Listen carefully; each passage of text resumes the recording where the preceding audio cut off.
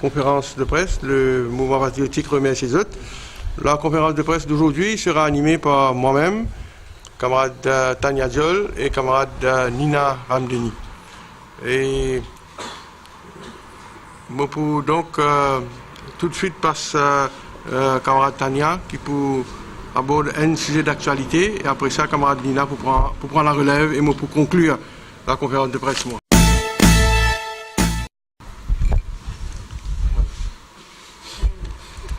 Merci. Merci camarade président. Donc en ce qui me concerne, le sujet que je suis content d'aborder, c'est l'affaire de athlète retraité qui vise à produire un certificat moralité, notamment le cas de Stéphane Buckland et ce combat. Ce combat, parce que c'est une position qu'il prend depuis l'année dernière. Donc, pour commencer, il n'est pas une question de personne. Ce n'est pas forcément Stéphane Buckland qui nous fait soutenir, c'est le principe derrière le fait qu'il vise à donner un certificat de moralité pour toucher ça à la ONS là, qui nous peut contester. Assez nous pour expliquer nos positions. Le Trust Fund for Excellence in Sports fin mettre pied en 2002. Okay?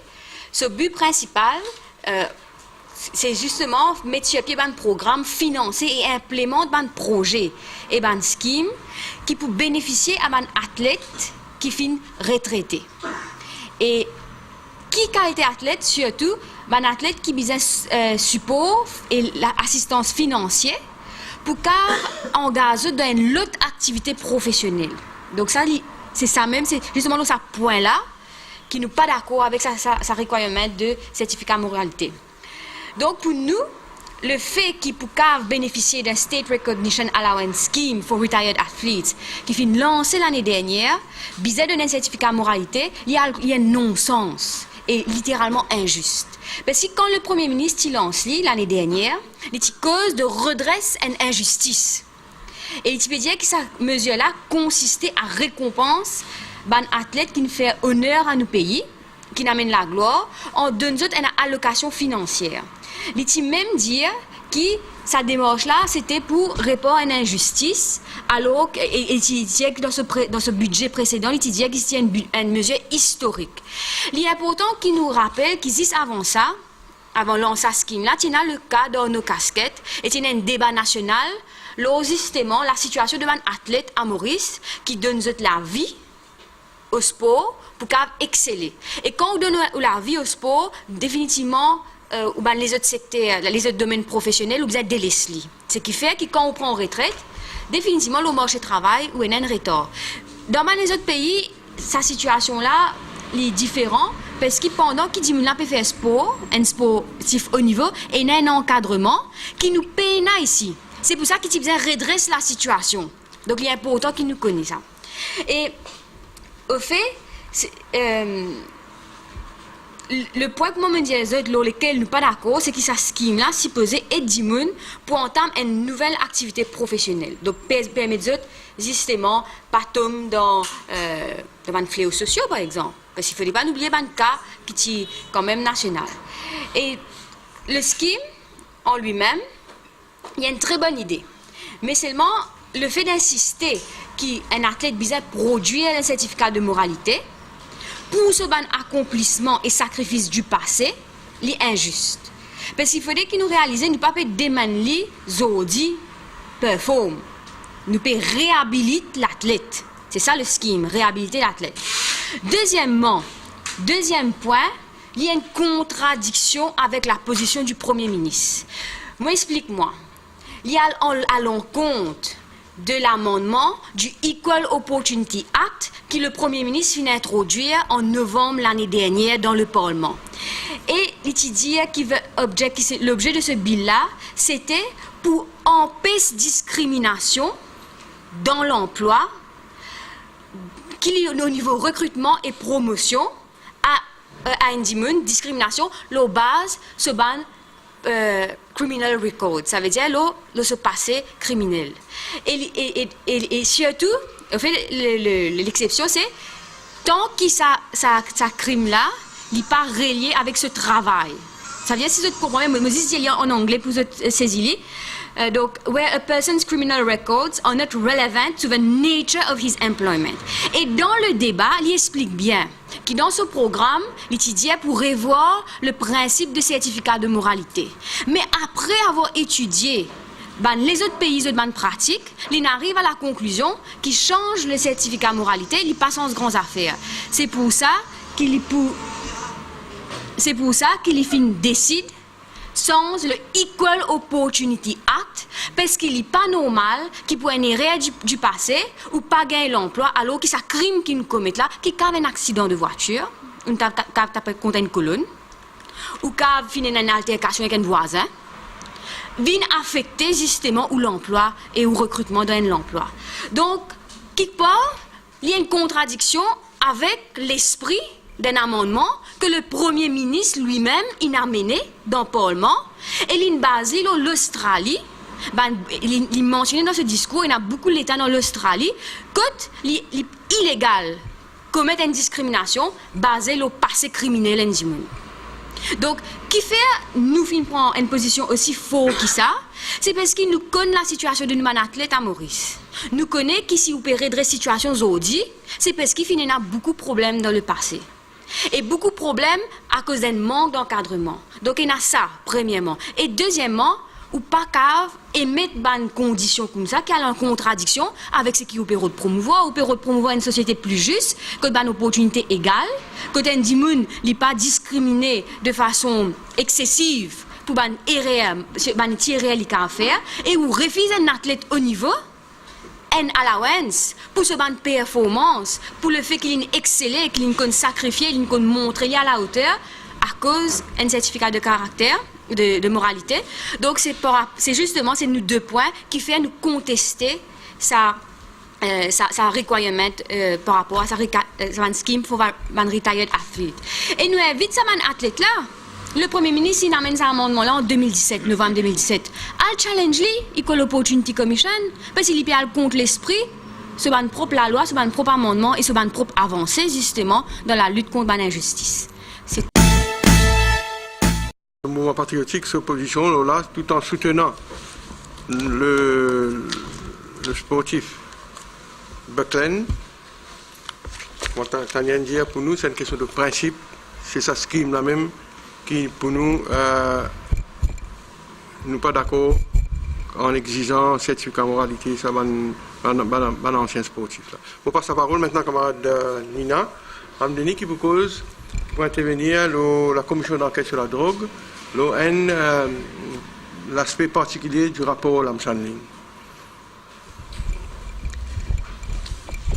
Bonjour les amis de la presse. Merci pour votre présence aujourd'hui. Au nom du MP, je peux consacrer mon intervention au chapitre 10 du rapport de la commission Lamchanling. Plus précisément, chapitre 10.3 et 10.4, pages 100 à 108. La commission Lamchanling, mobilisée un dialogue bien fort, fit émettre un certificat d'incompétence à la pharmacie board, à ce registrar et à ce bureau de directeur de Pharmaceutical Services, le DPS. Depuis 1983, date de promulgation de la Pharmacy Act, le tout-puissant Pharmacy Board régule le commerce des médicaments, la création des officines, c'est-à-dire man retail pharmacy, et jusqu'à l'année dernière, l'exercice de la pharmacie par un pharmacien, avant que le Pharmacy Council prend le relais. La plupart des fonctionnaires nous connaissent, malheureusement, essayent de plaire le ministre et le gouvernement du jour. Nous tous connaissons qui arrive un fonctionnaire qui a envie de faire ce travail correctement, mais pas pour aller trop loin là. D'ailleurs, il est édifiant de lire au chapitre 10.3.5, page 102, concernant la nécessité de restreindre le nombre de permis octroyés. La commission note, et je cite, With the coming into force of the Business Facilitation Act 2006, the Pharmacy Board, although it felt that there was a need for restriction, could not proceed because of different divergent views. Sa phrase-là exprime la faillite du Pharmacy Board et surtout le bureau du registrar et le DPS, qui régule l'indépendance de la profession. Alors, pour faciliter le business, on donne le permis à n'importe qui. Un peu comme la FSC, le Financial Service Commission, qui délivre un permis à Sobrino. C'est pour faciliter le business. Au lieu contrôle man octroi donne man licence, au contraire, il y a une libéralisation. Mais pour faire un petit calcul, nous avons une population 1,2 million qui fréquente, 50% fréquente l'hôpital. Donc, reste par déduction 600 000 dimoun pour une quantité de 345 pharmacies. Calcul n'est pas difficile pour faire. Et dans 1800 habitants par pharmacie. Je bien connais qu'en France, c'est 3000 habitants par pharmacie, en Angleterre, 4000 habitants, et quand nous, notre voisin, La Réunion, c'est 2500 habitants par pharmacie. Et ici, en plus, ça mène la pharmacie là, ouverte de 8h du matin à 8h du soir, et avec dimanche compris. Comment ça mène la pharmacie là survivre? Pharmacie dans Maurice, ouverte dans tout coin de la rue partout, comme a dit un snack Van Bullet. Est-ce que c'est possible de continuer comme ça? Je propose de tal demande registrar pharmacie board, combien retail pharmacie tenue par un non-pharmacien. Il est incapable de nous donner un chiffre exact. Il peut nous donner un vague pourcentage, comme on a un rapport là, il dit à peu près 60%. Mais d'ailleurs, qui rapport là, il dit ça dans le chapitre 10.36. Ça a montré l'inefficacité de nos institutions. Pas des non détenteurs de licence. Par exemple, explique-moi. S'il y a une pharmacie qui existe depuis 30-40 ans sur le marché, il appelle pharmacie X, il va lier avec un monsieur Y. Eh bien, chaque fois qu'il y a un renouvellement licence à la pharmacie là, il y a le pharmacie board, et il fait renouvellement la pharmacie X. Nous ne connaissons pas qui c'est un monsieur Y. Qui fait qu'on doit dans la banque et non le KYC, Know Your Client, et qui fait pas faire les mêmes affaires pour pharmacie. Côte là en sorti, qui peut cacher là? Chapitre 10.36 explique que c'est un businessman et non 4 la pharmacie, et non même plus. Tous autres soucis, c'est faire profit, sans considération éthique professionnelle. Pharmacien employé, ça qui est assistant dans la pharmacie, simple employé. Il pas maîtrise le stock des psychotropes parce que c'est le businessman qui commandait. Mais c'est lui qui est responsable. Donc le pharmacien assistant se la met en barrosse. S'il n'est pas accepté, il perd ce job. Rapport Lamchanin, pas fin cause l'eau personnel de la pharmacie. Man dispenser, man préparateur. Qui autres connaît, travaille au comptoir. C'est eux qui travaillent au comptoir, c'est eux qui donnent médicaments. Et malheureusement, eux man non professionnels. Ils n'ont aucune formation de Saman Dimoun qui travaille dans la pharmacie là. Ça c'est grave.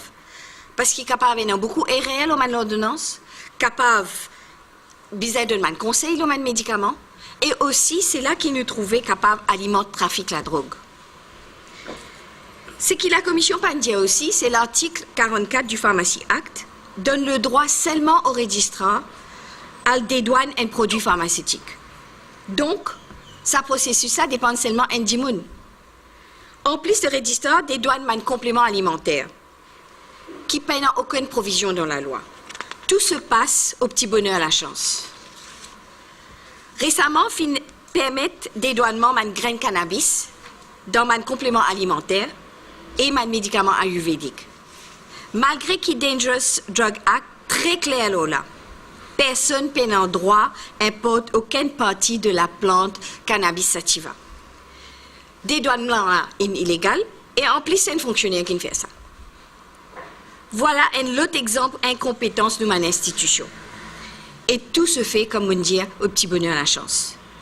Est-ce que le comité ministériel n'a plus beaucoup de compétences qui commission l'âme sanguine? Bon, qui verra, qui vivra verra, et qui saura saura. La commission, dans le chapitre 10.37, constate, et je cite, It seems that only when the pharmacy board is approached by the ADSU that there is a reason to believe that a pharmacy is in breach and that the board wakes up. L'inspection de la pharmacie fait par 35 pharmaciens gouvernement. Et je travaille sous l'ordre du DPS. Nous sommes capables de mesurer le pouvoir, l'immense pouvoir de sa directeur-là. Ces pharmaciens du gouvernement n'ont aucune formation, l'inspectorat. Et ça, dans tout mon pays, c'est un cursus spécial qui vise à faire. Donc, l'important pour vous connaître que l'inspection pas fait correctement. D'ailleurs, le président du Pharmaceutical Association of Mauritius indique dans le rapport qu'il y a une inspection superficielle, futile et une perte de temps. Et aussi le DPS, selon le rapport, n'a pas capable de répondre à une commission le devoir d'un pharmacien qui rapporte pas une prescription suspecte et répétitive. Chapitre 10.3.9 et 10.3.10 mettent l'emphase sur le non-respect du Dangerous Drug Act. Chevauchement, c'est-à-dire overlapping de l'ordonnance pour une certaine malade, pour un médicament psychotrope, ou même trop beaucoup l'ordonnance de mon médecin, pour ce médicament-là. Le registre par jour, il y a une tolérance de l'opacité, et ça aide le trafic de la drogue encore une fois. Ce n'est pas difficile pour mettre un registre électronique qui relie l'achat d'un médicament à la vente, donc délivrance. Nous disons toujours fort dans l'informatique. Qui fait nous pas mettre ça en place? Et ça, c'est vraiment obligatoire. En un clic et en temps réel, nous sommes capables de connaître qui peut passer devant la pharmacie. D'ailleurs, dans le rapport, il cause ça dans le chapitre 10.3.15. Bizarre noter qu'il y a une activité pharmacie board pas fin jamais auditée. Ce qui explique en partie, un gros dysfonctionnement de sa instance que chacun fait ce qu'il y a envie, quand il y a envie, qu'il y a envie. Nous rendons compte qu'il y a une incompétence, nonchalance, non-professionnalisme, non-efficience du pharmacie board et du registrar. Et tout ça là, le rapport indien. Pas moi qui peux dire ça, rapport là qui dit. Dans sa faillite évidente du board et du bureau du DPS, nous, OMP, nous proposons quelques pistes de réflexion et peut-être une résolution. Premièrement, que la régulation de la pharmacie n'est plus faite par le DPS. Deuxièmement, besoin d'une refonte du cadre légal concernant la pharmacie, avec promulgation de la loi importante. La loi qui prévoit la création d'une agence de médicaments, le National Medicine Regulatory Agency. Et en ça dans la France, ANSM, et en ça dans Grande-Bretagne, UK MHRA. Cette agence-là s'occupe de l'importation, le stockage et distribution des médicaments. L'agence est gérée par un directeur qui est recruté par le PSC, le Public Service Commission, et qui ne pas dépendre du bureau du PS. Les membres du board sont nommés par la Cour suprême, comme en Angleterre, sont nommés par le Privy Council. Le département inspecteur travaille sous la direction de l'agence National Medicine Regulatory Agency et pas redevable au DPS. Ça, l'agence-là, besoin auditer 2 fois par an et besoin une obligation de mettre sur ce site web. Le MP préconise une deuxième la loi. Création d'une instance régulatrice indépendante pour l'octroi des permis de pharmacie, retail pharmacie, et les importateurs, le wholesale. Sa deuxième instance-là pourrait avoir une fonction d'enquêter la provenance des fonds utilisés pour la création de la pharmacie ou un achat d'une pharmacie. Et qui ban investisseurs suivent la déontologie mise en place. En passant, Moutis pour dire que Pharmacy Council, ça fait 3 ans qu'ils n'ont pas encore une déontologie. Le consensus est que le pharmacien est propriétaire, majoritaire sur la pharmacie. Ce nom est engagé dans la pharmacie-là. Et la licence est exactement ce nom. Il est capable de nommer les autres actionnaires, mais il est ce nom. Comme ça, il est responsable. Si nous envoyons encouragement de pharmacien à une propriétaire, nous avons donné une incitation au financement. Récemment, le DBM, donc le Development Bank of Mauritius, type donne facilité emprunt aux pharmaciens uniquement. Et après, une nouvelle pour tous les autres djimoun. Nous pensons qu'il est urgent qu'ils reviennent là. Nous, au MP, nous pouvons cause le ravage qu'il a drogue in faire la jeunesse depuis longtemps. Nous conscients que la pharmacie est un élément clé avec soit ce bouteille sirocodéine ou bien un psychotrope qui mélange avec les autres substances et qui donne un cocktail détonnant. Le mal est présent. Une génération jeunesse in foutie.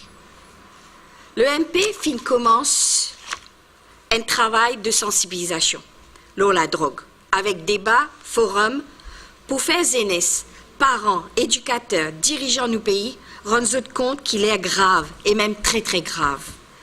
Nous, au MP, nous pensons qu'il y a une drogué, une victime, ils sont malades, ils sont dans l'addiction, comme pareil pour l'alcool, pour la cigarette ou jouer à les courses. Nous faisons faire un addictologue venu depuis la Réunion pour une conférence, pour un forum. En passant, le docteur Paratian Yuva, qui est un membre de l'équipe présent aujourd'hui, qui est un membre de notre équipe dirigeante, peut finir sa formation l'addictologie. Donc parmi nous, nous prenons un addictologue déjà. Ça travail awareness là, bien important. Il y a un début vers la guérison et la réhabilitation. Le rapport Lam Chang Nin est excellent. Il donne un début, un coup de tête dans sa fléau-là, dans sa mafia-là. Mais nous besoin soigner nos aînés. Nous besoin donner la chance, révine une force de travail et pour notre futur de notre pays.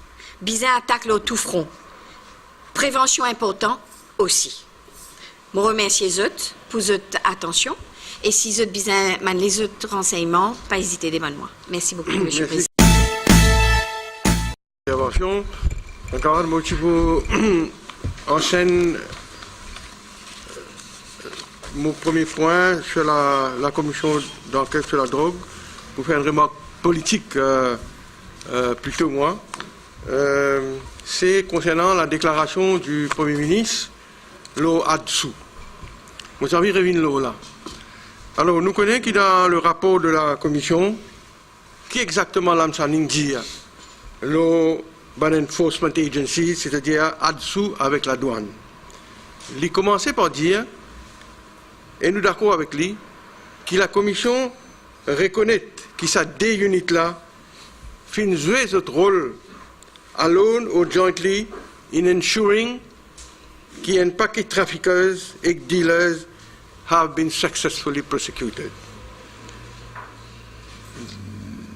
Et nous aussi, nous d'accord avec ça. Nous n'avons aucun doute qu'une grande partie de nos officiers là-dessous, ils font le travail correctement, noblement, et ils ont contribué pour faire le combat contre la drogue un succès. Mais seulement, il dit la ligne suivante. Mais Adsou has outlived its purpose, and evidence has shown that there are systematic failures which can no longer be cured. Il dit seulement Adsou est dépassé. Et la ligne de raison qui fait il dit ça, il prouve ça. Plusieurs points qui m'ont pas pour une réunion là. Il dit donc qui Adsou est dépassé et il expliquait maintenant comment il y a une traite dans là-dessous, comment il y a un top dans là-dessous, comment il y a un compte certains officiers là-dessous, ils trouvaient, et il y a un placement, il y a l'argent qu'il plaçait, etc., etc. Et il dit que l'inefficacité là-dessous, trop souvent, c'est que maïs, ban mule, et non pas vraiment ban baron, etc., etc. Et là, il dit, these two units need to be totally dismantled. Donc, besoin dismantle là-dessous.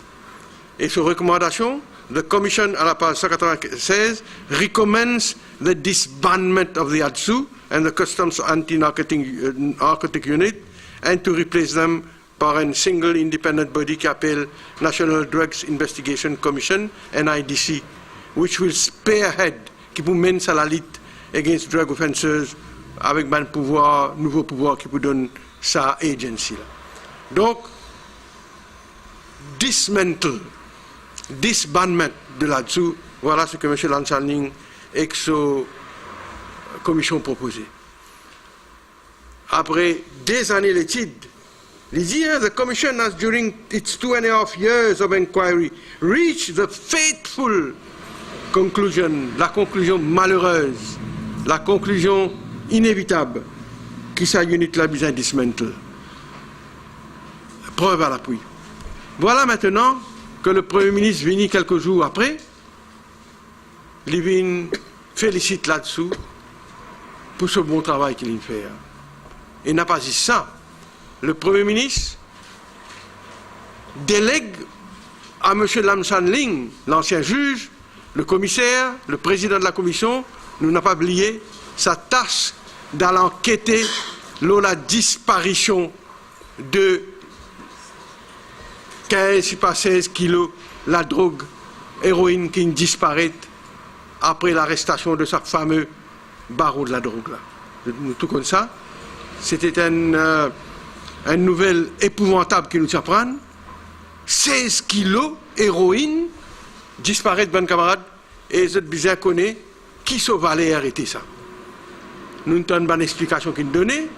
Si pas emballé dans le plastique, les teintes plastique là qui nous a dit ça, qui est capable d'expliquer ça, c'est sa disparité de 16 kilos là, ou bien tu mets dans la boîte de carton, quand tu es dans la boîte de carton, les là qui tu pesais, tu es dans la boîte de carton, etc.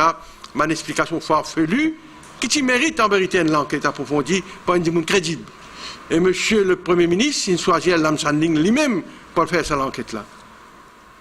Pour gagner un résultat, nous tout espérer.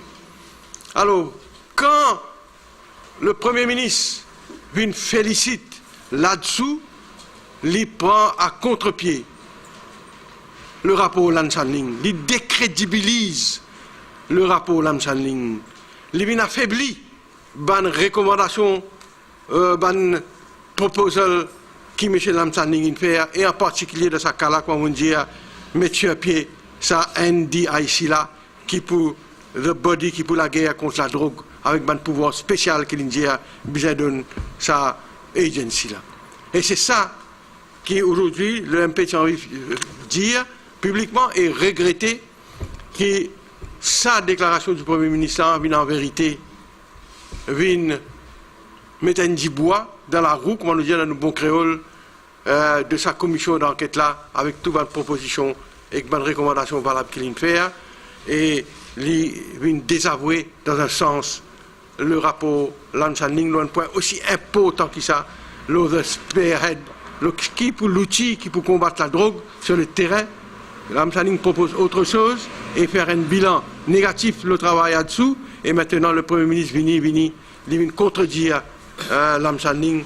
Je pense, moi, le end result de sa déclaration-là, c'est qu'il mettre doute dans la tête de la population de la fiabilité, de la crédibilité du rapport Lam San Ling et ce commissaire. Voilà donc ce que vous avez dit à ce point-là. Deuxième point que vous avez fait, mes camarades, journalistes, on revient le mot chez Telecoms. Et on redit à lui aujourd'hui, avec beaucoup de force, qui c'est un scandale inacceptable. Et je rappelle les autres, et je envie de dire ça, qui ne pas fait cause le copper cables qui peut tirer aujourd'hui partout dans l'île Maurice et qui peut vendre. Parce que M. Telecom, s'il prend la décision pour remplacer ban câble en cuivre avec ban optique, comment je devais te connaître? Oui, avec optic fibers, ban fibre optique. Donc, il y a tout cuivre qui est là. Et il y a environ 10 000 tonnes. Là, premier renseignement que je me suis l'année dernière, c'est un tender en juillet 2017 qui concerne 500 tonnes d'un lot copper cable, on appelle ça dormant copper cable.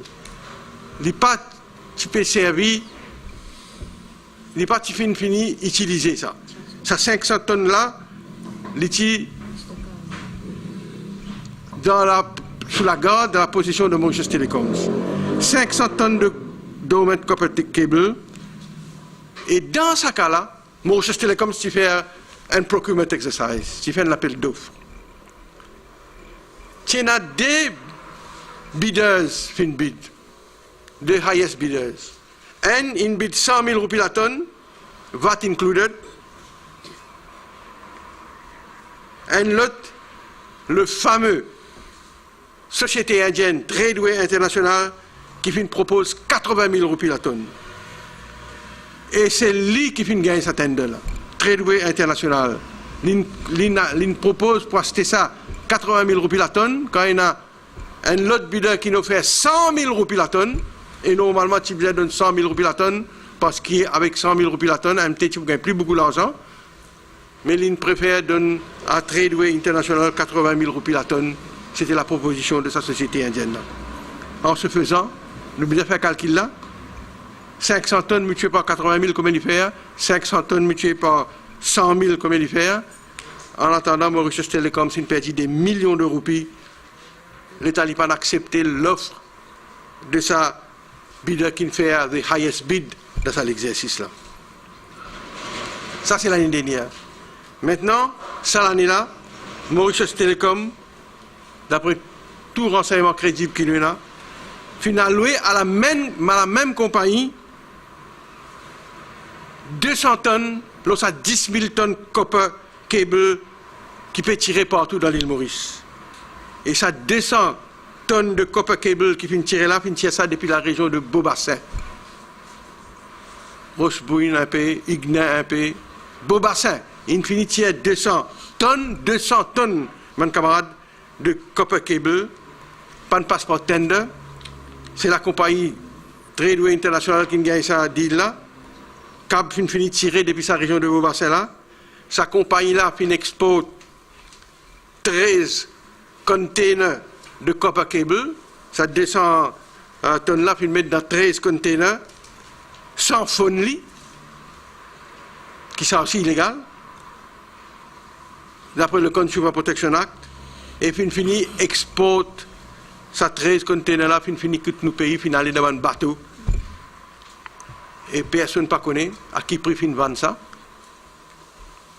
Et est-ce que le Mauritius Telecom finit donne à sa société-là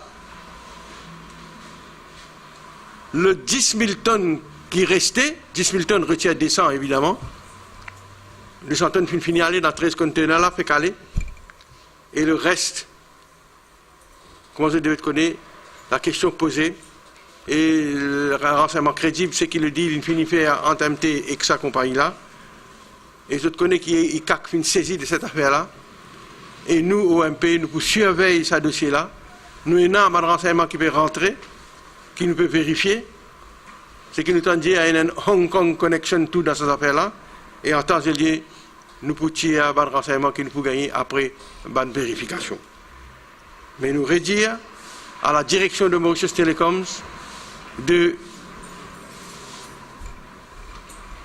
faire attention parce qu'il y a la presse, nous connaît, il y a les autres stakeholders qui monitorent ça dit là, qui surveillent sa situation là, et nous dire à toute l'autorité faire prendre votre responsabilité pour capable au plus vite que possible mettre fin à ce scandale qui vient déjà commencer malheureusement.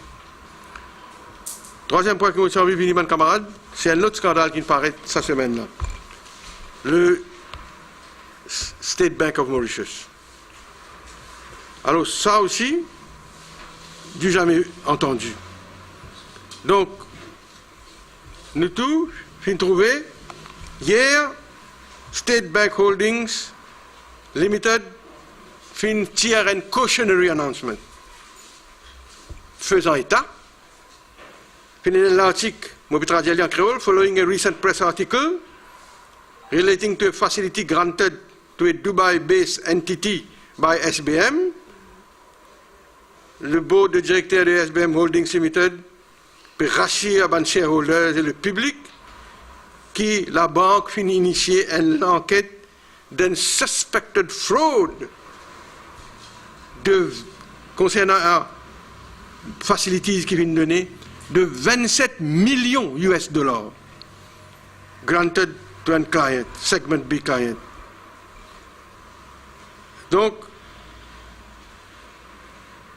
shareholders and the public are advised to exercise caution when dealing with the shares of SBM Holdings Limited.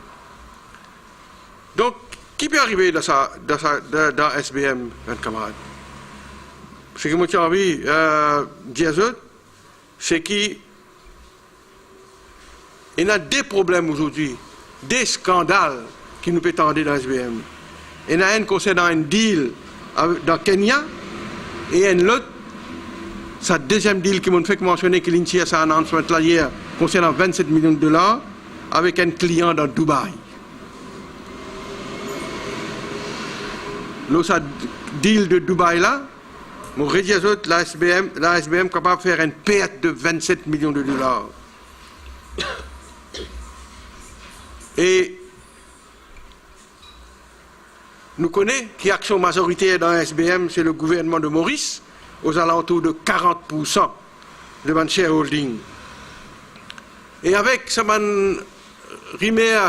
renseignement qui fait sortir le DBM là, nous trouvons qu'il vient d'arriver à la bourse, la banque vient perdre 5,1% de sa valeur en une semaine. Prix une action SBM était autour de 8 roupies par action au début de l'année. Hier, ce share price, il vient 6 roupies 98 roupies. Presque 1 roupie. Et le gouvernement mauricien qui perd plus qu'une roupie par action, qui a un chiffre énorme si nous faisons un calcul là. C'est vraiment grave. Qui nous attendait maintenant? Ça 27 millions de dollars là, qui, comme je devais te connaître, à peu près 800 millions de roupies, fait disparaître. Le courtier qui négocie sa loan là fait disparaître.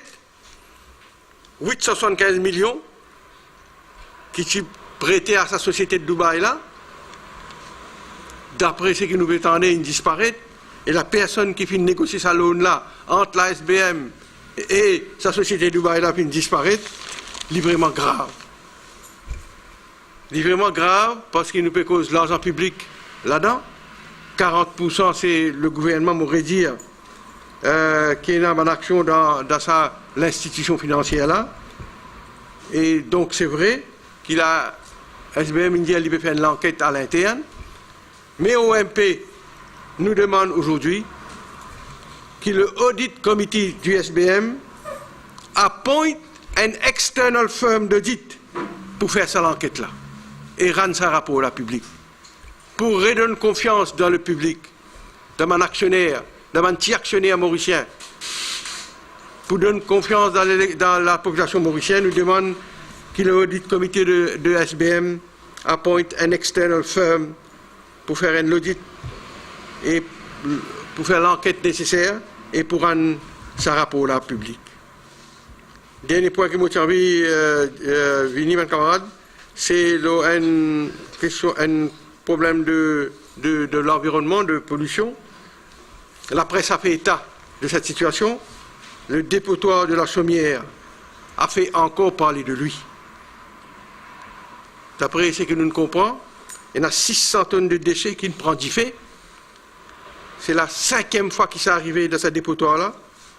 Les habitants de Bambou continuent à se plaindre à cause de sa nuisance-là. L'odeur nauséabonde, les mousses qui rentrent dans toute la case, dans Cité La Ferme, dans un endroit qui près dans Bambou, mais qui près avec la Chaumière, qui peut miner la vie des habitants là-bas. Et cette situation de pollution est aggravée aussi par la pollution qui émane de la station de compostage qui près avec le village de Bambou. Donc il y a 2 sources de pollution là, la Chaumière, planche de la Chaumière et aussi la station de compostage. Et les habitants de Bambou n'est plus capable avec cette situation là. Et comme tout Mauricien a dit, perspire pour vivre dans un environnement sain. Nous connaissons qu'en août de cette année-là, le ministère de l'Environnement commence une procédure, une fait un appel d'offres. C'est pas le ministère de l'Environnement, on pourrait dire, for the operation and maintenance of la Chaumière Transfer Station de l'Ouest pour Marchicose. Le closing date, c'est le 14 août, dans la semaine-là. Et dans le cas de la station de compostage aussi, il y a une request for proposal qui s'est bien tiré, qui est en cours, pour une station Waste to Energy Plant. Et dans ce cas-là, le closing date, le 28 septembre, c'est l'année-là. Seulement nous, dans MP, nous peut dire, les temps pour décider qui bide, qui peut gagner, qui peut successful dans les deux cas. Un camarade dit pour prendre des mois, peut-être même une année. En attendant, Cabri mange salade. Bizin, de toute urgence, gouvernement, les autorités, le ministère de l'Environnement, CEB, le gouvernement, le cabinet Bizin, adopter un plan d'urgence pour atténuer sa détérioration de sa situation de pollution qui peut affecter la santé de nos enfants, peut rendre malades, asthmatiques et pas les enfants dans la région de la ferme et de Bambou.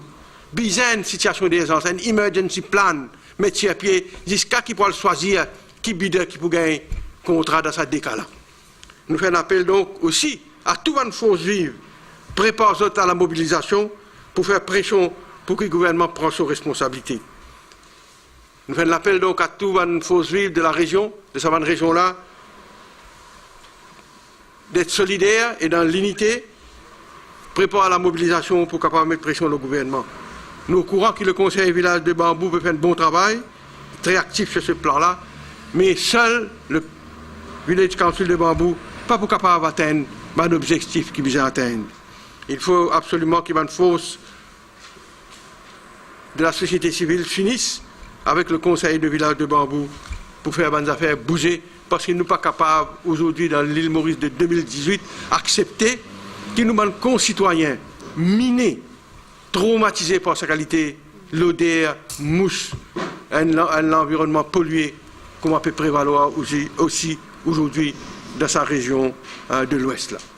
Donc nous pouvons arrêter là, mes camarades. Merci pour votre attention. Et je passe la parole. Une question à camarade Nina, à camarade Tania, moi-même ou à camarade Jean-Claude, le secrétaire général, ici. À propos SBN, il y a pour nous qui tous ces partis politiques qui ne connaissent pas. Personne ne connaît ça. On ne peut pas connaître. Vous qui parlez. Oui, parce que. Oui. Allez-y. Non, allez-y. Et ça a des pertes de 4,5 milliards. Oui. Il gagne presque 1 milliard. Est-ce qu'il nous demande ce que la sanction, je ne demande pas connu. Est-ce qu'il y a qu'à faire l'enquête après l'autre non, parce qu'il y a une compagnie du gouvernement, même 40% plus, prendre les autres actionnaires en cycle, mais il est privé. Pareil comme MTS, même avec ce moyen qu'il nous connaît, il ne va pas faire l'enquête à l'autre. Donc, qui va faire? Et que ça peut arriver et qu'MTS, ça dérive là. C'est vrai, hein? Donc on a raison, on a totalement raison, mon camarade. Il y a énormément, 4 milliards, ou bien il y a le chiffre là, 4,8 milliards dans le premier cas concernant Kenya, 875 millions de roupies dans le cas, 27 millions USD dans le cas de Dubaï, ça c'était Dubaï là. Écoute, ces bonnes affaires qui m'ont dit d'autres sont précédents. SBM, qui est une institution respectée dans le pays, il y a un dérapage, une déviation, et comment on peut dire quelque part, mais seulement c'est une société privée, et qui, est-ce qu'il du cas pour entrer là, on donne la réponse, mais à cause de ça, qui me peut dire, bizarre pas caché dedans, il n'y a pas aucun cover-up. Je connais, c'est la banque, ça, une information sensible, hein, confidentialité, mais seulement c'est à cause de ça qu'il nous bien réfléchi avant qu'il nous dise. Et à cause de ça qu'il nous pensait, nous, type bizarre, en vérité, faire une enquête, pas par l'interne, l'audit interne. À cause de ça qu'il nous demande SBM appoint an external firm pour faire un audit pour qu'on ait une inquiry et rendre ce rapport à public. Et nous faisons appel donc au board of directors SBM Holdings, qui fait le jeu, que là, on a un pour cachette, et qui disait que ça l'enquête là, pas par l'audit interne, mais une société externe d'audit crédible qui peut capable donc faire la lumière dans quelles circonstances, encore de ce deuxième cas-là, ça 27 millions de dollars, il prêté à une courtier qui disparaît aujourd'hui, mais quand on entend ça, et là, je veux dire, l'argent là aussi disparaît. Et le chef, comment il a pour faire un trail pour un petit Mauricien actionnaire dans SBM. Tout connaît quand même un petit actionnaire dans SBM. Et on dit ça, il perd 1 roupie déjà là, une action. Donc ils sont aussi, comment ça, ils sont aussi 6, il 25 points aujourd'hui. Ouais, les 17%, les 25 points, comme on dit dans les camarades. Ça tendance à la baisse là. Donc, c'est grave. Ça va nous donner la voiture pour faire un business transfrontalier, puis prêter l'argent d'euros. Maurice, moi, dans ton casse, nous devons prendre le côté prêter quelques familles, nous devons prêter l'argent d'euros. Pas un gros business qui nous rapporte du tout, mais qui est aussi risqué. Après, ça désappelle, et quand c'est bien ici, on voit. Et que c'était bien que déjà gagné ce problème-là pour Bombay, avec mon bois, Benquan, ça fait gagner même directeur State Bank actuel, ça fait le même cas à Benquan. Donc, est-ce qu'il n'est pas le moment venu pour réfléchir à arrêter de faire le business risqué là, le côté d'un business immobilier qui permet de s'ouvrir, vous pensez? Nous va peut-être revoir nos stratégies économiques. C'est moi, vous connaissez le régulateur qui appelle la Banque centrale, non? La Banque de Maurice. Mais la Banque de Maurice ici, nous ne pouvons pas faire un problème, je pense que numéro 1, numéro 2, nous tendez. Mais mon pensée, le problème dans le pays, c'est qu'il y a un régulateur, l'institution, puis c'est tout drôle. Et à réponse à la question, s'il y en a qui parlent monitor la Banque centrale, la State Bank, dans l'investissement, dans le prix PPR, c'est pas dans l'immobilier, c'est pas dans l'hydrocarbure, c'est dans la connaît, ça fait 400 ou Dubaï, là, ça bouge là, ça déjà une pancarte pour l'hydrocarbure pour investir. Donc, je pense que c'est la Banque centrale qui vient mettre un paramètre, qui vient monitor. Je pense que c'est dit déjà, mais qui la Banque centrale, son rôle dans tout ça là, lui aussi, il vient pour se responsabiliser. Mais ce n'est pas un manque de compétences, ça, c'est-à-dire qu'il faut faire une un expert qui est capable de connaître, qui va se swinguer, parce que évidemment, moi, je vais peut-être un gros harmonie, je comprends, peut dire, un gros projet, vous avez beaucoup l'harmonie, nous sommes là-dedans, un seul coup, nous sommes du pas si fiable, c'est pas du monde qui faire un montage, c'est moi, c'est un montage financier, ça, c'est un montage financier, après les intermédiaires disparaissent, tout disparaît après. C'est pas un manque de compétences à Maurice, ça va un expert qui fait un peu risk management au niveau de l'argent. Probablement, on a raison, mais vous espérez, les 6 incompétences, c'est pas plus que ça. Il paraît qu'il va directeur là, c'est le mariage, je ne sais pas la vie, au Kenya, pas de jet privé. Ça ne va pas. Donc, on va dire ça. Là, on va dire comme si pourri de demander ça. On demande la population de Bambou mobiliser la société civile, mais on va nous dire qu'il aussi pour dans.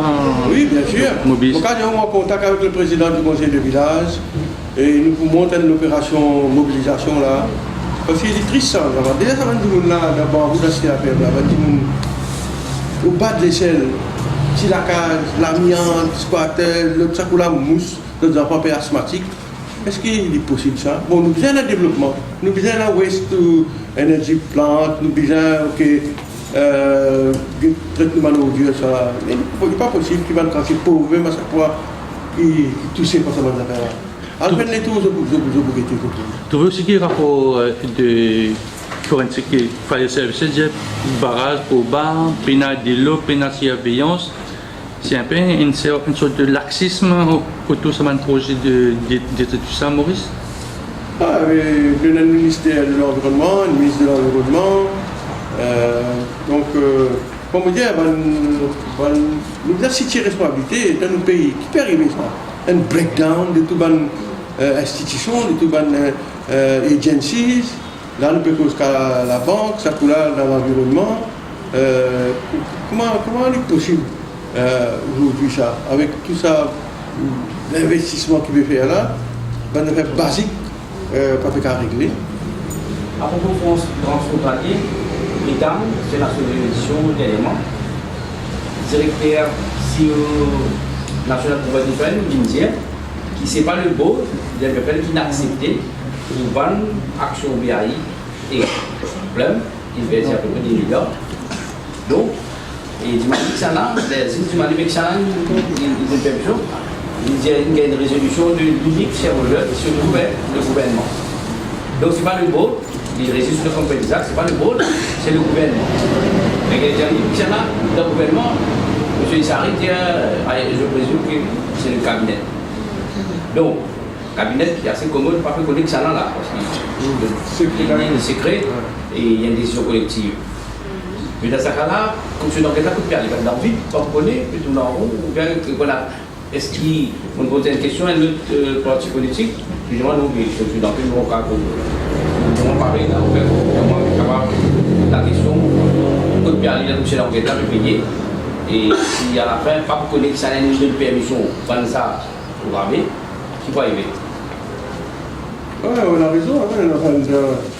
On a un secret cabinet qui est secret d'État, qui loquit un fonctionnaire capable de poser une mission, capable de dire, on va continuer avec le secret cabinet, et non pas comme fonctionnaire capable de dire quelque chose, parce que comme fonctionnaire il a beaucoup de pouvoir, vous connaissez, 1 million de kilomètres, si vous répondez à une question devant le cabinet, devant le fonctionnaire d'enquête, la loi dit que c'est 1 million de kilomètres, si vous refusez devant un témoin qui a appelé à déposer et qui vous refuse de répondre à une question, il y a une cause 1 million de kilomètres. Mais seulement, à moins que vous ayez une raison plus justifiée, ou non-réponse. Et dans ce cas, s'il y a secret cabinet, on pensait, pas grave, il a raison. Mais il est là, donc ça adulte qu'on a une menace contre l'enquête, c'est vrai. Mais au Parlement, je me pensais que là, après. Ouais, mon pensée, moi, seulement, déjà, il y a un renseignement qui peut dire aucune ne connaît. Moi, si je vais suivre ça comme je l'ai enquête au Britannique, je ne vais pas assister.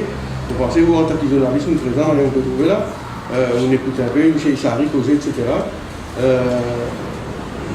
Donc, tu vois intéressant, vous connaissez, qui dans le cabinet, qui ministre qui propose ça à l'époque. Toi, on dit, pas connaît. Quelle solution un peu pour la pharmacie, Madame Randini, quelle solution, non? Parce que je connais la pharmacie, je peux la pharmacie, c'est un pharmacien qui l'a. Après, il travaille un peu partout. Mais donc, ça veut dire. Bon, je vais expliquer. C'est simple. Nous dire qui nous proposer qui est la pharmacie et non un pharmacien relié à sa pharmacie-là. S'il est majoritaire, ça veut dire que ce diplôme engagé dans la pharmacie. Capable énormément les autres pharmaciens associés avec lui. Ça mène les autres pharmaciens dans le cas majoritaire dans les autres la pharmacie. Donc, on a un meilleur contrôle. Et on a un professionnel qui pour un pharmacien professionnel qui pour gérer la pharmacie. Je gère le stock comme dans tout le pays. Hein. Donc, je n'ai pas trouvé vraiment simplement besoin de mettre l'autre. Besoin de mettre un bon lot là-dedans. Mais le fait peut dire que vous avez une agence pour impôt de médicaments, ça pas un peu le contraire, le fait que vous avez du monde de place, les autres du monde capables dans le domaine de l'achat, de produits pharmaceutiques. Ça l'agence-là, l'agence du médicament.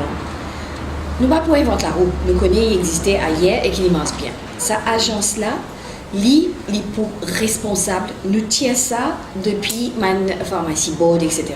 Une agence spécifique pour importer, stocker et gérer et distribuer. Comme dans tout le pays je le fais. Qui fait nous pas faire ça?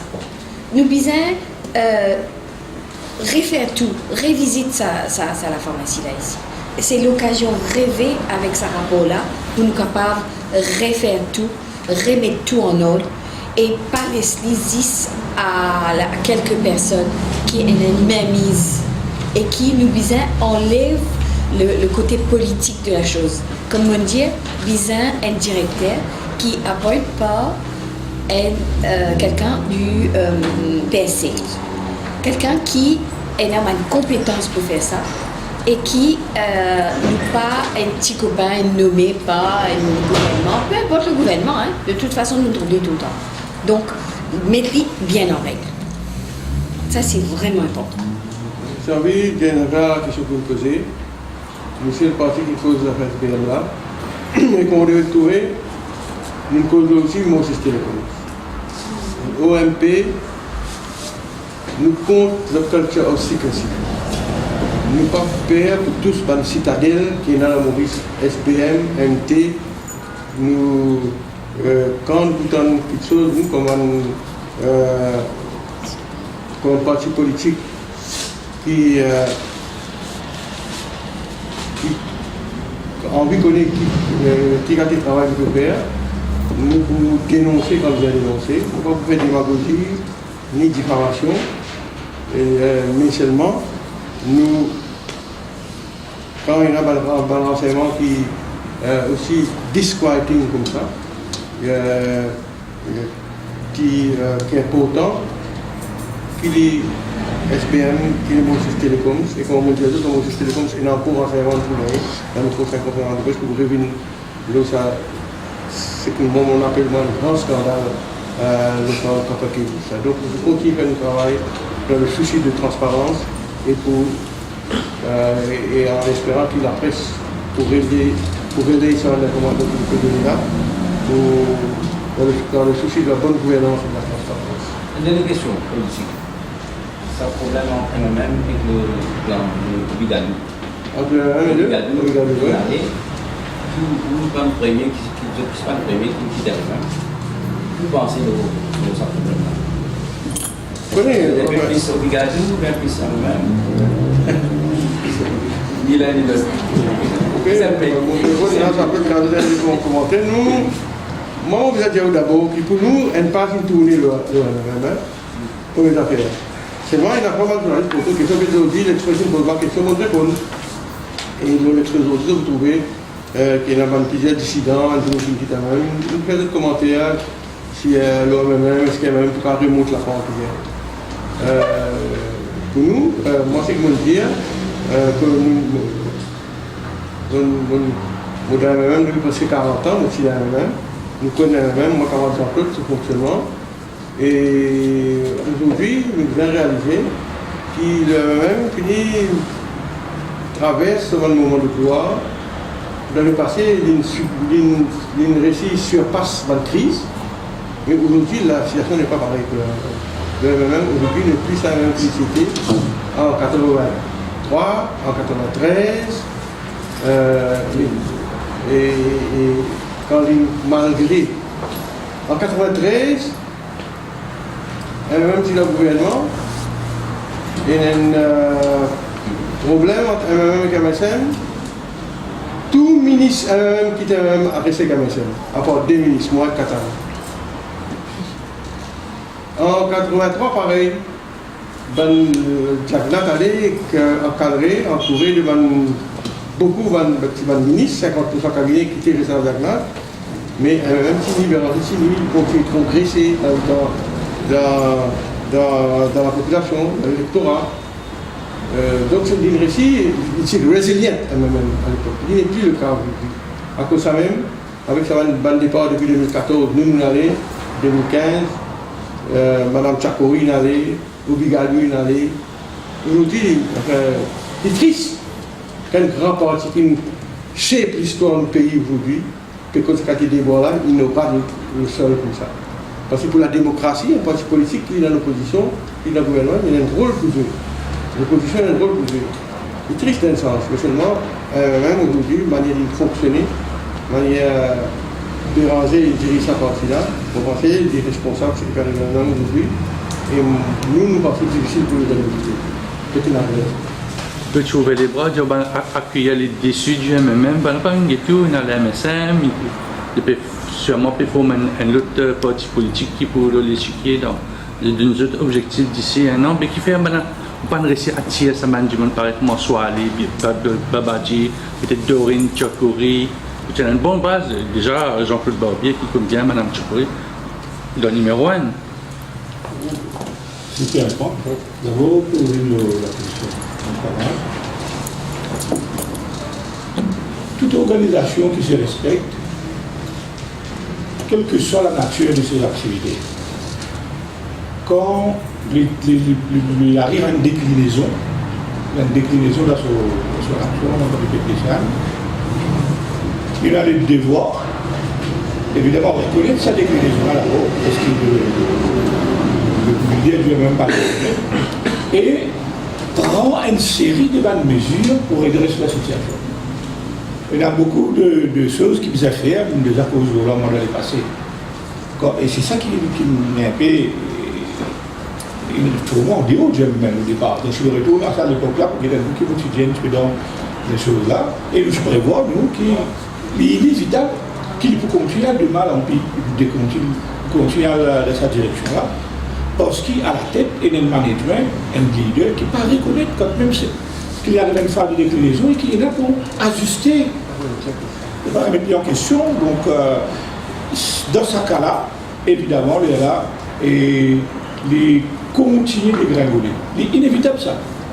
Encore, tout le monde observateur, tout le monde expert en la matière qui peut mettre ça, tu peux comprendre tout de suite que c'est inévitable. Et moi, je ne suis pas surpris, le MP n'est pas surpris de ce qui arrive aujourd'hui au MMM.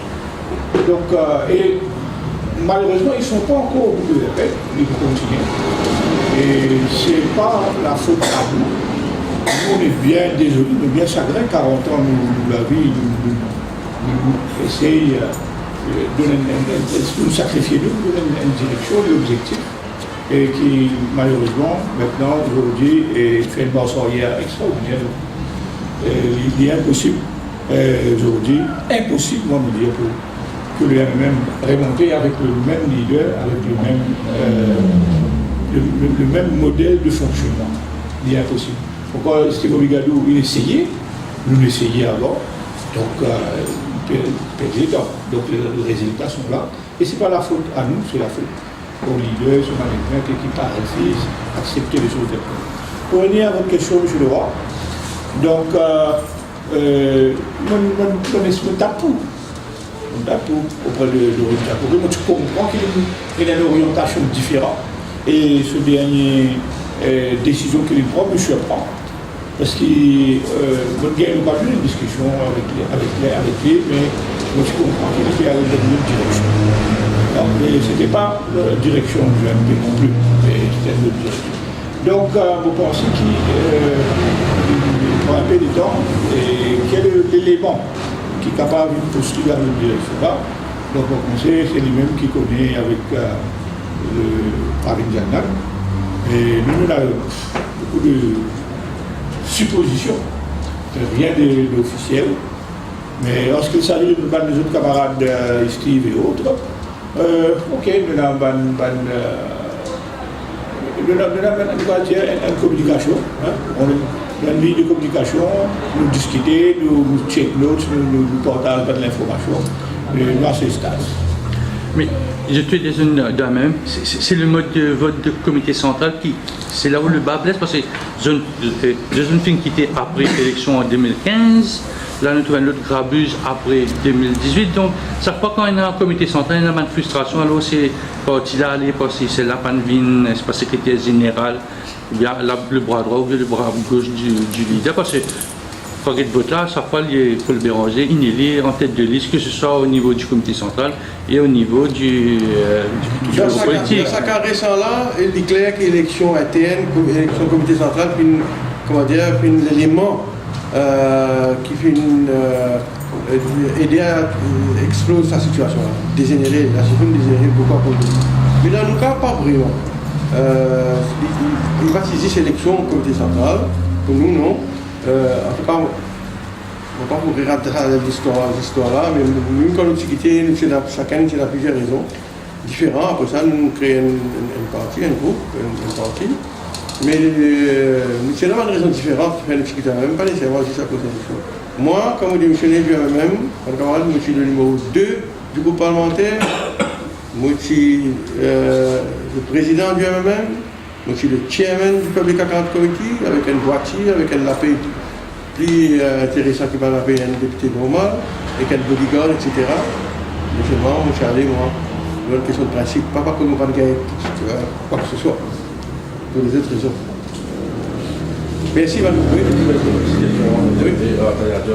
donc par rapport à la distribution de méthadone, quelle est la position de l'UMP? En fait, nous avons trouvé qu'il va infirmier manifester, mais si le ministre est ferme. Donc, pour nous comprendre qu'il va à l'origine de la décision de changement de poids de distribution de nous dispenser à la police, c'est justement un infirmier, même qui dit à l'origine de sa décision-là, si vous rappelez la première fois. Donc, quand le ministre, après le rapport Lam-Channing, quand le ministre réalisait qu'il prend la décision courageuse de, comme il dit, lui-même prend les taureaux par les cornes, retourner dans ma dispensaire, peut-être que ce qu'il a à faire, c'est améliorer une mesure de sécurité, parce que le cas qui va infirmier, c'est un des cas isolés, ce n'est pas une généralité. Et lui vraiment, l'utilisateur exprime ce problème-là, c'est pour ça qu'il est censé à l'administration de police. À ce qui peut ramener dans un dispensaire, car le ministre a réfléchi à comment résoudre ce problème de sécurité-là sans discriminer contre un patient. Parce que même si c'est un patient sous méthadone, un patient psychiatrique, un patient peut-être qui maladie de dans ce 13 patients, et il ne faut pas qu'il y ait une discrimination contre un patient, mais ce qu'il disait, c'est assurer la sécurité du personnel en cas où, parce que c'est un patient sous méthadone qui a affecté, menace la vie d'un infirmier. Tout a été patient qui a affecté parce que c'est un métier difficile. Donc, nous faisons un appel à un camarade infirmier même. C'est pas il y a une passion, il reste une passion, ce métier comme ça, nous comprenons qu'il y a un métier à risque. Peut-être que le ministre a réfléchi, parce que si un infirmier sont dans l'insécurité, c'est-à-dire que le management de l'hôpital assure la sécurité des infirmiers. Mais en aucun cas, il fait une passion sous méthadone, puis moins patient. Ça, il est une position claire. Merci beaucoup.